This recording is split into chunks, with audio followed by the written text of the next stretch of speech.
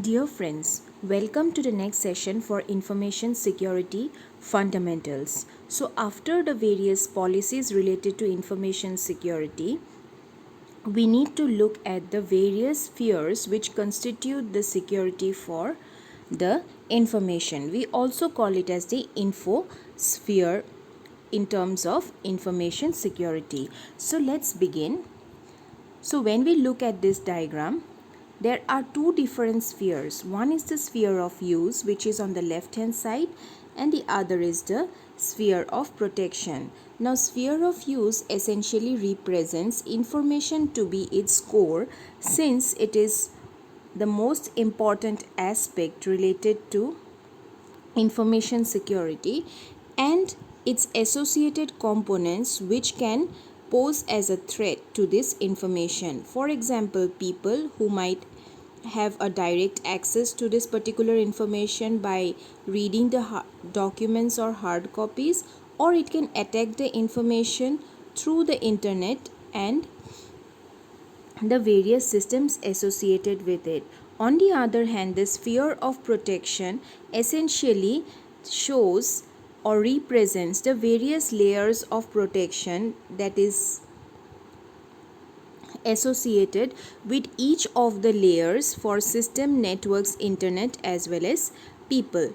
So both these spheres are basically constituting the infosphere or spheres for information security related to the threat prevention, detection and mitigation of the information for a particular organization. Now, moving ahead, we will talk about this diagram in the previous slide in more detail, but first we have to understand a very few points.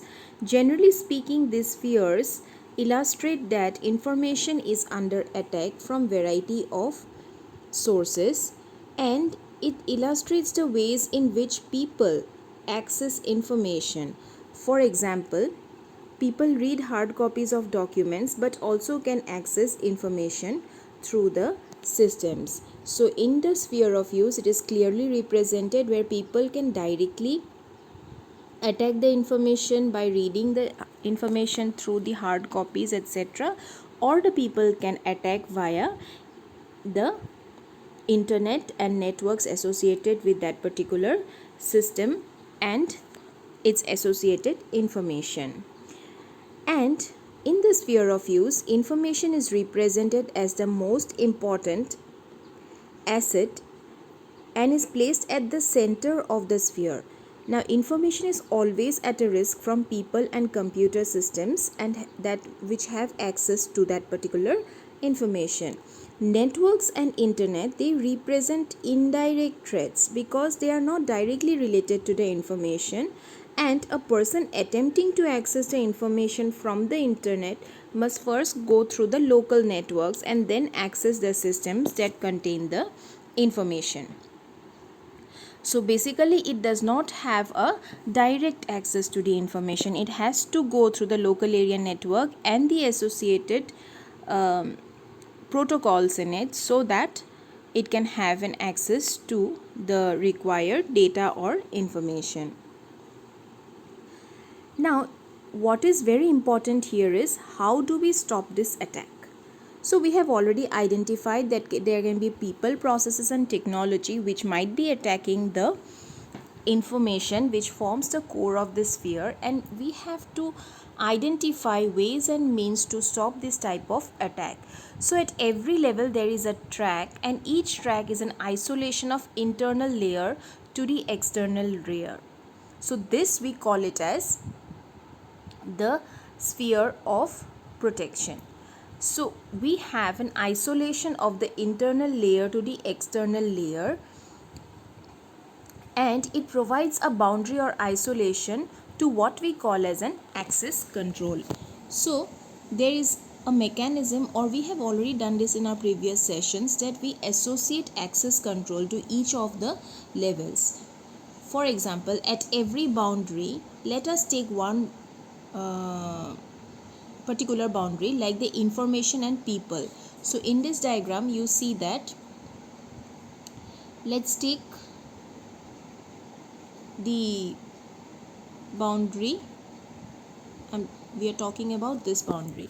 So in between information and people, we take this boundary, and we will prevent people from accessing the information. So how do we do that?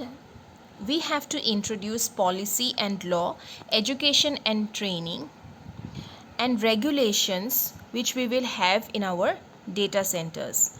So basically, if you look at this diagram and the associated isolation between information and people, we have to introduce certain education and training policies, as well as certain policies which involves laws and rules and regulations related to the data centers. So these things needs to be incorporated in order to prevent the attack from the people in context to the information.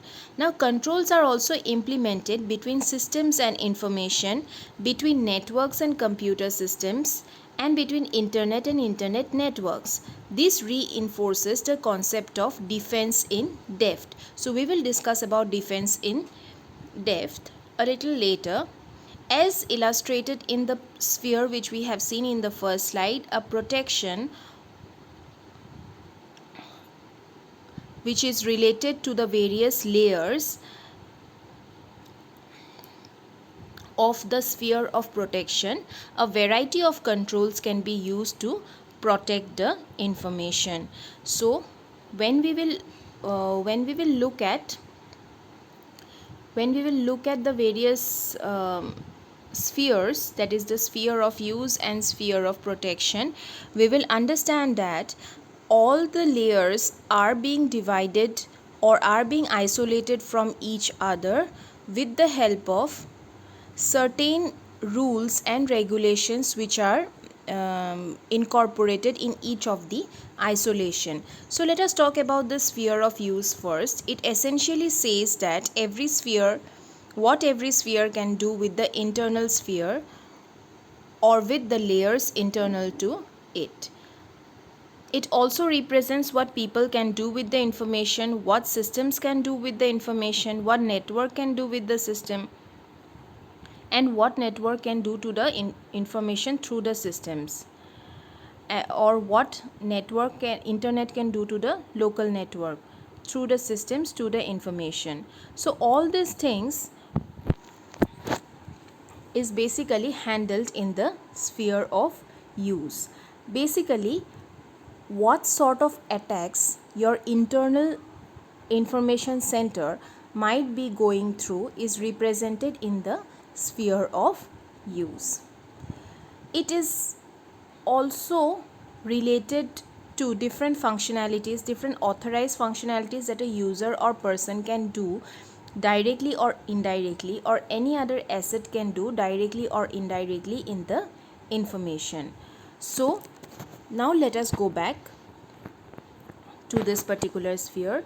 So when we are talking about the sphere of use, first of all we have to see that there are various entities which might pose as a threat to the information which forms the core of the sphere. Now, information may be threatened through people, through systems, networks, and internet.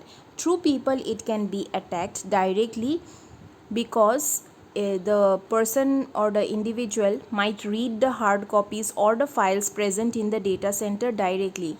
However, indirectly, people might attack the information through the internet and the network and the systems associated with that bit of information. So this we call as an indirect attack. Now we have to clearly understand that the sphere of use also represent what are the attacks that these people can do to the system, or what are the attacks between networks and systems, or what are the attacks between systems and information, or what is the attack between networks and systems. So all these things are handled in the sphere of use. Next we will look at the sphere of protection. So when we are talking about the sphere of protection, it overlays each layer of the sphere of use with a layer of security, protecting the layer from direct or indirect use through the next layer. So what it does, it basically insulates one layer from the next layer. So let us call this as the insulating layer, and this is the next layer, suppose. So layer 1 is insulated from layer 2 using the guidelines or parameters for security. So when we are talking about these parameters, it is guided by three different parameters, which is the people, policies and technology. So how the people should be, how the system should be prevented from the people, and how the policies should be incorporated in order to implement this kind of processes, and what are the technologies which we can make use of in order to prevent the attacks from one layer to the next layer. So before we move ahead to the control part, let us again go back to the first slide, which shows the sphere of security. Now, as already mentioned a few minutes back, that this sphere of protection essentially isolates one layer from the next layer, or one entity from the next entity, by incorporating certain policies, technologies, as well as awareness among the people. For example, between people and information, we have education and training policies, various policies and rules and regulations related to the law, which will prevent the people from attacking or posing as a threat to the information. Similarly, there will be access control mechanism associated with the three different indirect threatening layers, which is the internet, networks and systems, along with the information. And information attack can also be prevented through backups, encryptions, as well as maintaining a redundancy, having certain monitoring systems, etc. So these are basically nothing but the technology associated in order to protect the information, and policies guides the people, which will be posing as a direct threat to the information. So while sphere of use relates to what kind of attacks the external entities to the information center might pose, sphere of protection essentially describes how we can prevent these type of attacks. So let us go to the control. That means, how do we control it? We have already talked about administrative and technical control in our previous sessions. So there is administrative control, which is divided into management control and operational controls. The management controls actually cover the security processes that are designed by the strategy planners and performed by the security administration of the organization. So it is like a high level control where the policies are defined, or security processes are defined and designed by the custodians or the strategists of the organization, and the security administration generally abide by whatever the management control has put forward as a security mechanism. The next is the operational control.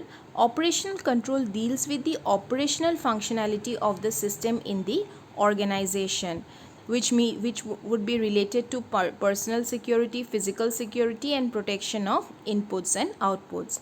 So basically, operational control relates to the actual operations that are taking place in the particular organization in a particular aspect. So while management control poses as a broad guideline, operation control looks forward with more specific issues related to the management control. So when we are talking about control framework in this slide, you can see that these management controls are divided into an n number of control strategies related to the different activities like program management, system security plan, life cycle maintenance, risk management, review of security controls, legal compliances, etc. However, when we break down this management control into operational control and technical control, it goes to more specific aspect of the organization, which includes logical access controls, identification, authentication and authorization, accountability, audit trails, log management, asset classification and control, cryptography, etc. So these things we have already discussed, and we will be further discussing them in our subsequent sessions. However, operational controls again includes contingency planning, security estimated times, personal security, physical security, production, inputs and outputs, hardware, software system maintenance, data integrity, etc. So all this together forms the control framework for a information security sphere. Now, when we are talking about the standards related to security, we come across two major terms. One is the defense in depth and the other is the security parameter. So these two terminologies come in context or is defined in context to the sphere of protection of the information security sphere. So the defense in depth essentially is related to the security in layers, and basically the intruder will face multiple layers of control. Now let us take the example of an airport. So when we go to an airport, basically there are several security checkpoints. Initially when you enter into the airport, there is a guard right there who will be checking all our personal identifications, and then only they will let us get inside the airport. Once the passenger gets inside the airport, his luggage and baggages are checked through a scanner. So this is the next security check. So once it is done, the person will collect the boarding pass, and once the boarding pass is collected, the person will be taken for a thorough security check right from his head to toe, so that anything which is not expected doesn't fly in that particular flight. So as we see this live example, at every different levels, in order to ensure protection and security, different security mechanisms are associated at different levels. So the intruder will face multiple layers of control or multiple layers of security at every point. So this is known as defense in depth. The next is the security parameter. This is the point at which an organization's security protection ends and the outside world begins, which means that this is the point at which the outside world or the people who are external to the system has to face the security. So let us see this in detail. Defense in depth. To achieve this, an organization must establish multiple layers of security and safeguards, which can be organized into policy, training and education, and technology. Although policy itself may not prevent attacks, it certainly prepares the organization to handle them, and coupled with other layers, it can deter the attacks. So basically it will be a preparatory, the policies basically play the role of a preparatory mechanism for the organization to handle any problems. Now technology is also implemented in layers with detection equipment working in tandem with reaction technology, all operating behind access control mechanism. So this detection equipment works together with the reaction technology. So if an intruder is detected, immediately a particular aspect will be used for the reaction or response, whether to let that person in or to stop that person then and there. So various access control mechanisms are used in order to introduce this kind of control, implementing multiple types of technology and thereby preventing the failure of one system from compromising the security of information, and it is referred to as redundancy. Now, as already mentioned in the airport example, if one of the system fails, then hopefully the other systems will be in place in order to provide, if not 100%, at least to some extent, that means around 90 to 95% security. So we call this as redundancy, where we keep more than one system or more than one mechanism for the security provisions. Now, redundancy can be implemented at a number of points throughout the security architecture, for example, firewalls, proxy servers, and access controls. So, redundancy is extremely important from the perspective that the entire security mechanism of the organization does not collapse if any one of the node fails.